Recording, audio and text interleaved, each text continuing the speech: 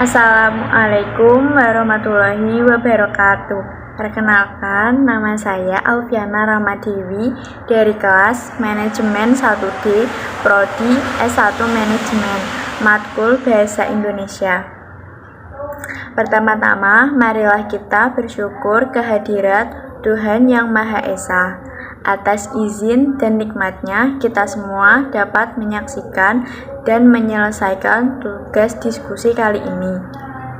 Yang terhormat, Ibu Sutarsi, MPD, selaku tutor Bahasa Indonesia, serta teman-teman seperjuangan yang berbahagia. Puji dan syukur kita panjatkan kehadirat Allah Subhanahu wa Ta'ala. Alhamdulillah, hari ini kita semua diberikan kesempatan untuk berkumpul sekaligus menjalani sebagian dari aktivitas kita. Semoga kita semua diringankan langkahnya, dilembutkan hatinya, dan dipanjangkan umurnya untuk mempelajari sebagian dari tuntunan agama kita. Amin, amin, amin ya robbal alamin. Coronavirus merupakan keluarga besar virus yang menyebabkan penyakit pada manusia dan hewan. Pada manusia, biasanya menyebabkan penyakit infeksi saluran pernafasan, mulai flu biasa hingga penyakit yang serius seperti Middle East Respiratory Syndrome atau MERS dan sindrom pernafasan akut berat atau Severe Acute Respiratory Syndrome atau SARS. Coronavirus jenis baru yang ditemukan pada manusia sejak kejadian luar biasa muncul di Wuhan, Cina pada Desember 2019.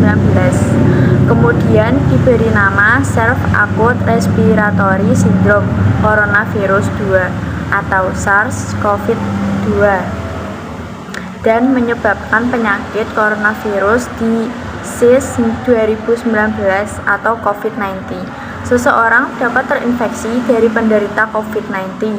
Penyakit ini dapat menyebar melalui tetesan kecil, droplet, dari hidung atau mulut pada saat batuk atau bersin.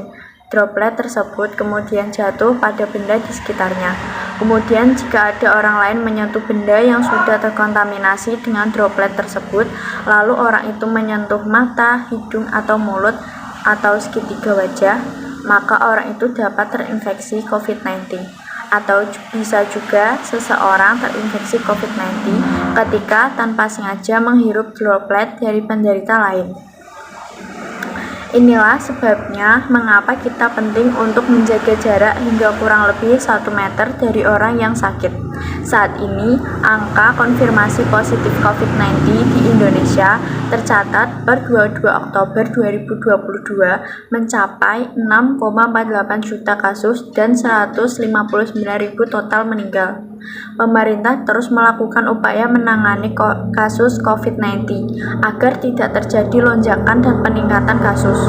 Pemerintah mengakselerasi program vaksinasi agar segera tercapai kekebalan komunal atau herd immunity, karena meyakini bahwa vaksinasi memiliki peran sentral dalam penanganan COVID-19 dan pemulihan ekonomi nasional. Saat ini, program vaksinasi telah mencapai 66,5 juta vaksinasi yang terdiri dari dosis pertama sejumlah 46,7 juta dan dosis kedua sebanyak 19,8 juta dosis.